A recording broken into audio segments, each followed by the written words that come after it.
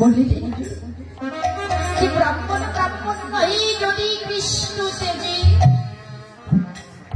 চন্দ্রানিবার ব্রাহ্মণ সব যদি কৃষ্ণ ভজে তাই গৌরী দুটি বা করুণা হরি কৃপা করে মধুমাখা হরি নামের আমি মস্তকে ধারণ করে এসেছি বাবা। এই দুর্লভ মানব জন্ম পেয়ে দেবতার দুর্লভ জন্ম এবং এই মানব জন্ম হরি বলি কৃষ্ণ ভজনের জন্ম উপযুক্ত জন্ম হলো এই মানব জন্ম। এই মানব জন্ম পেয়ে কি করলাম? ঘর আমার, বাড়ি আমার, স্ত্রী আমার, পুত্র আমার, বিষয় আমার, আমার আমার করিতে করিতে নিত্য বস্তুকে ভুলে গিয়ে অনিত্য বস্তু নিয়ে আমরা সবাই মগ্ন রয়েছি। নিত্য বস্তুকে আমরা ভুলে গিয়ে অনিত্য বস্তুকে নিয়ে আমরা সবাই মগ্ন রয়েছি।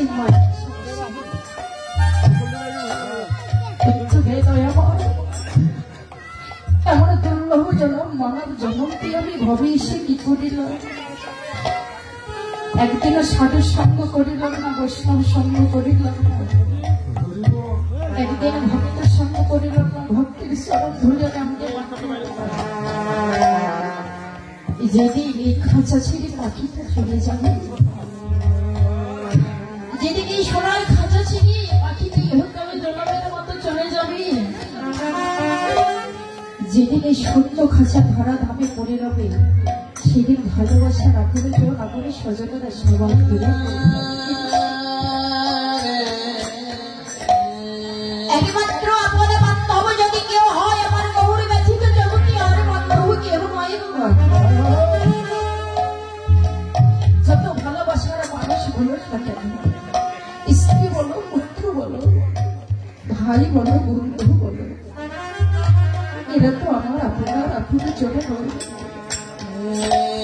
যাদেরকে আমি আপন ভেবে ভগবানকে ভুলে গেলাম দয়াময়, শেষের দিনে দেখলাম এরা তো আমার আপনার আপনের জন্য নয়। যাদেরকে ভালোবাসতে গিয়ে আমি তোমায় ভুলে গেলাম প্রভু,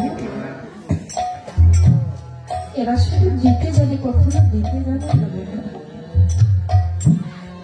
এই মায়ের স্বামী ছেড়ে এরা শুধু দিতে জানে, কখনো দিতে জানে না। যাদের জন্য আমি দিনকে দিন ভাবিলাম না, যাদের জন্য আমি রাতকে রাত ভাবিলাম না, যাদের জন্য আমি ধীরে ধীরে সব কিছু ব্যয় করে গেলাম, অবশেষে তারাই আমায় ভুলে যাবে। আমাদের এই সংসারে ভালোবাসবো আমাকে কতদিন জানেন? যতদিন এই পথে ভক্তি যতটা ভালো থাকবে, সুন্দর থাকবে, ততদিন আমার আপন সুযোগ আমাকে ভালোবাসে। যেদিন সোনার অঙ্কে দিনে দিনে মলিন হয়ে যাবে, সেদিনই আপন জনের ভালোবাসাটা কমে যাবে।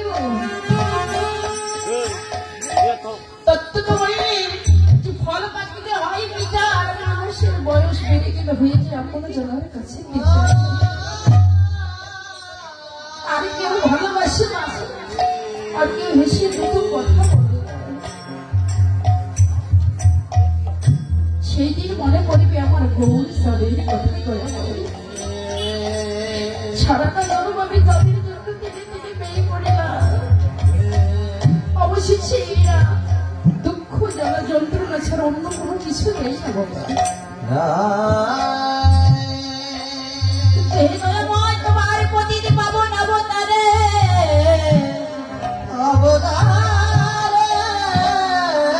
মধুমাখ হরি নাম দিয়ে, কৃষ্ণ নাম দিয়ে কত শত পথিক উদ্ধার করিলে প্রভু। হে দয়াময়, আমি এই জগতে অনেক জনপতি, হরি নামে কৃষ্ণ নামে দুটি নয়নের জলে তোমায় আমি কাটি পাবে না। কখনো কোনোদিন গৌর বলে নয়ন জলে ভাসিলাম না। হে দয়াময়, তোমার প্রতি পাবন অবতারে তুমি খুঁজে দেখো,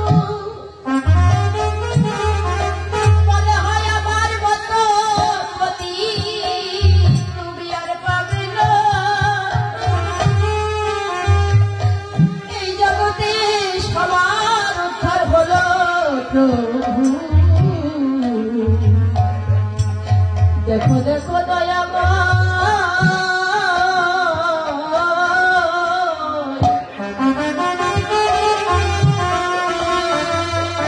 এভাবে আমার উদ্ধার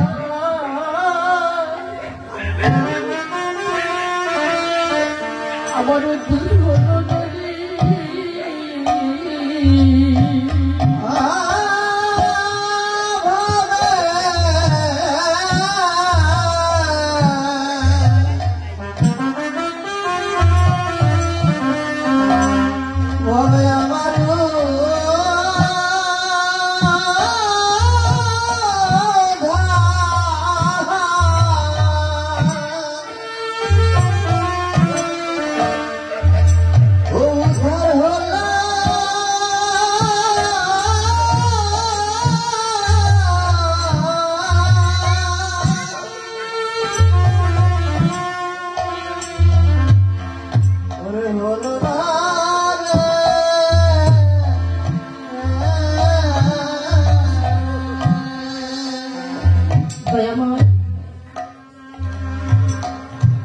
তোমার পতিত পাবন অবতারে তুমি কত শত পতিত উদ্ধার করতে, তো আমার উদ্ধার হলো না।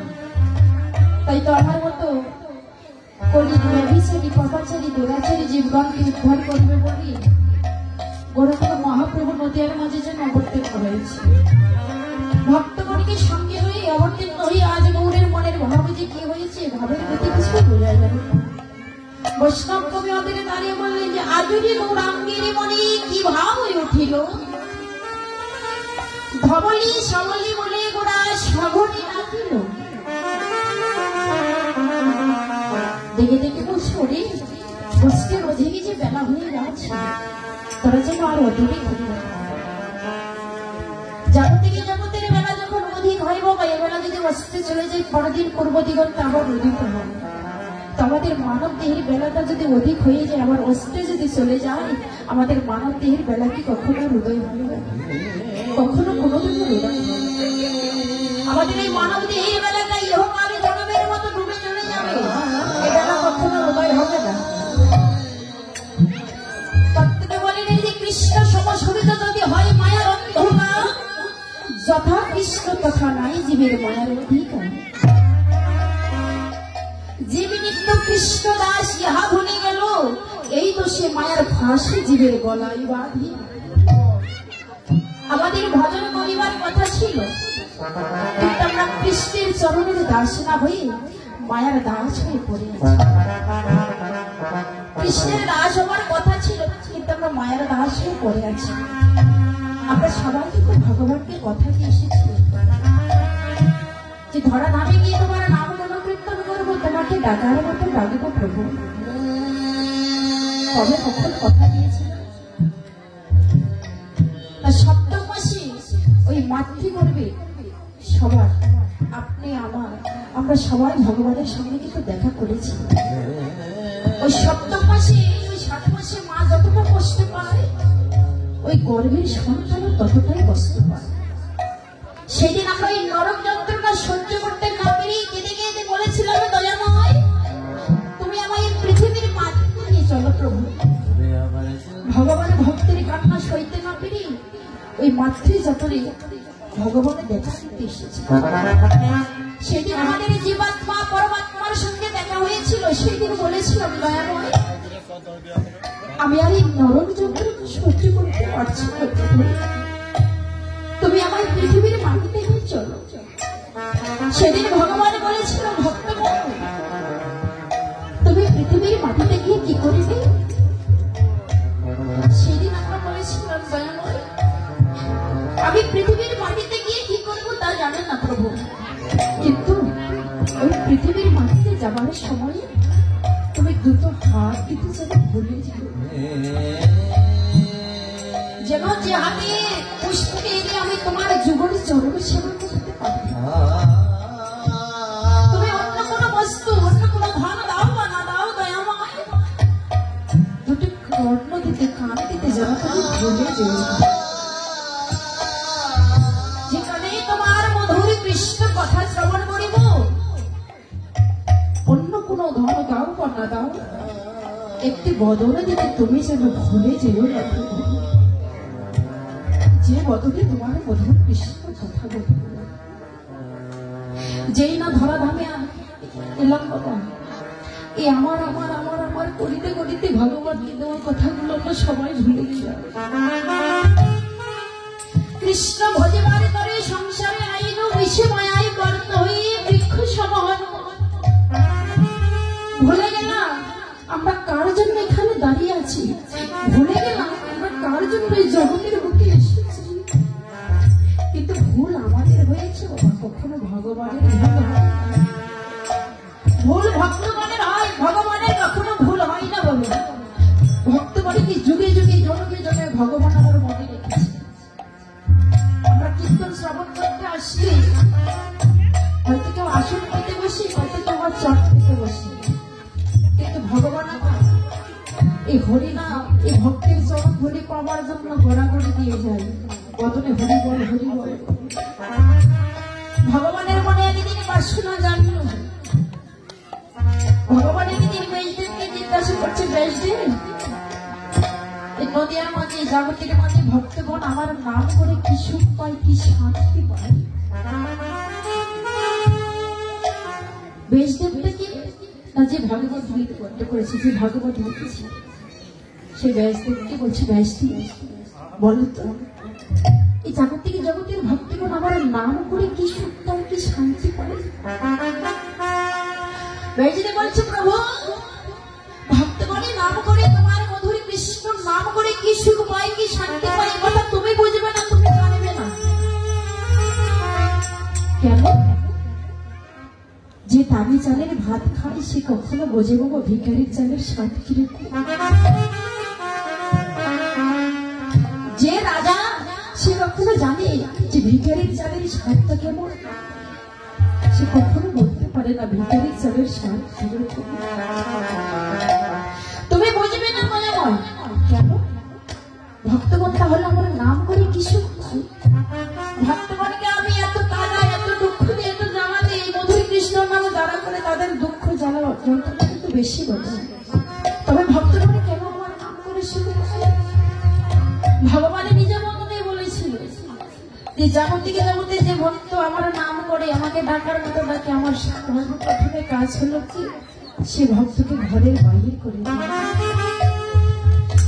তথাপিও যদি আমার নাম না ছাড়ে সে ভক্তকে পথের কামাই করে দেওয়া।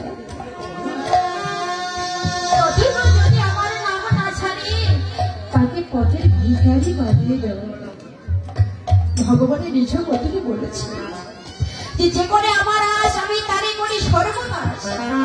তথাপিও যদি না ছাড়ে আমার পাশ, তারপর হয়ে যায় সে ভক্ত আমার চরণের কাছে।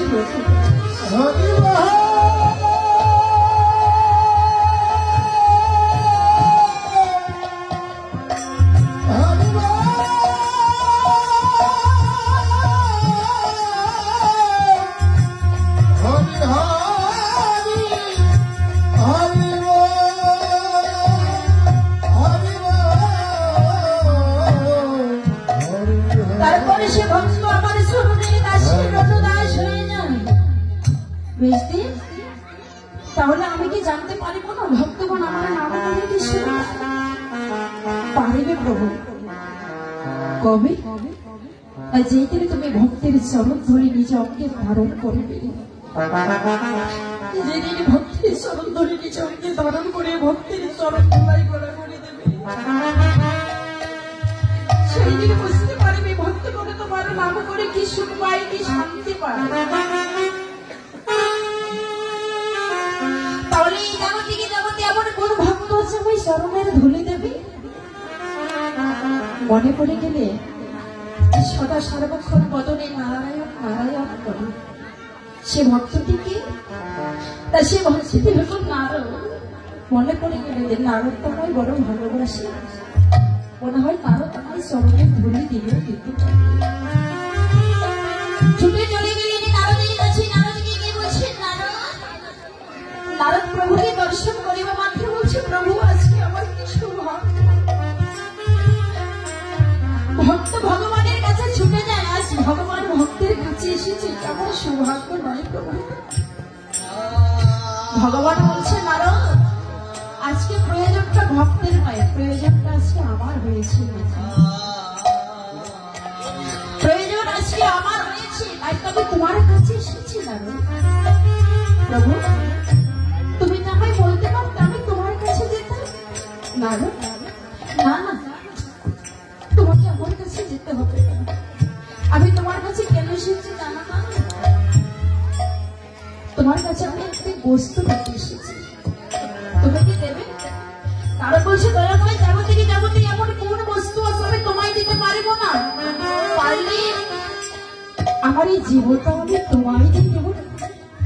না না, তোমার জীবন দিতে হবে না। এই জগতে এমন একটি বস্তু আছে বাবা, যা কোটি কোটি লাখ লাখ টাকা দিলে বাজারে বিক্রয় হয় না। সে বস্তুটা কি? সে বস্তুটি হলো ভক্তের চরণ। লাখ লাখ কোটি কোটি টাকা যদি দেওয়া যায়, এই চরণের ধরি বাজারে বিক্রয় হয় না। তারা কি বলছে নারায়ণ তোমার জীবন দিতে হবে না, তোমার এই চরণের ধরি তুমি আমার মস্তকে দাও। তারা বলছে দয়াময় তুমি পাগল হয়ে গেছো, তোমার জন্য আমি নরকগামী হতে পারবো না। আমি চরণের ধরি দেখি আমি নরকগামী হব প্রভু? জগতে এমন বস্তু থাকতে তুমি আমার চরণের ধরি আমার দেখেছিল বাবা, আমাদের ভালোবাসার মধ্যে কত স্বার্থ লুকিয়ে থাকে। ভগবানকে বলছি দয়াময় আমি তোমার জন্য নরকগামী হতে পারবো না। তুমি অন্য কোনো বস্তু যদি চাইতে আমি দিতে পারতাম, কিন্তু আমি চরণের ধরি তোমার মস্তকে দিয়ে আমি নরকে দিতে পারবো না। বাবা আমরা শুধু স্বার্থের বিনিময়ে ভগবানকে ভালোবাসতে জানি, স্বার্থ ছাড়া আমরা কেউ ভালোবাসি না। এই যে দেখুন মন্দিরে ধূপ কাঠি জ্বলছে, যতক্ষণ ওই কাঠিটা জ্বলছে ততক্ষণ ওর দাম আছে, কিন্তু যখন শেষ হয়ে যাবে শুধুমাত্র কাঠি হয়ে যাবে ধূপ।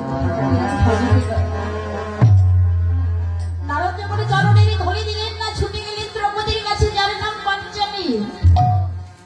পাঞ্চালীর কাছে গিয়ে দেখছি পাঞ্চালী আমার ঘুমিয়ে আছে। পাঞ্চালীকে দর্শন করি, প্রভুর মনে ভাবনা হলো আরে আমি যদি আমার ভক্তের ঘুম ভাঙিয়ে দিই আমার ভক্ত বড় কষ্ট করে। পাঞ্চালীকে দর্শন করে চুপি চুপি করে পাঞ্চালীর কাছে গিয়ে পাঞ্চালীর চরণের ধুলিটা ভুলে মারছে। পাঞ্চালী হঠাৎ করে জেগে উঠে দেখছি চরণের পাশে কে যেন বসে আছে।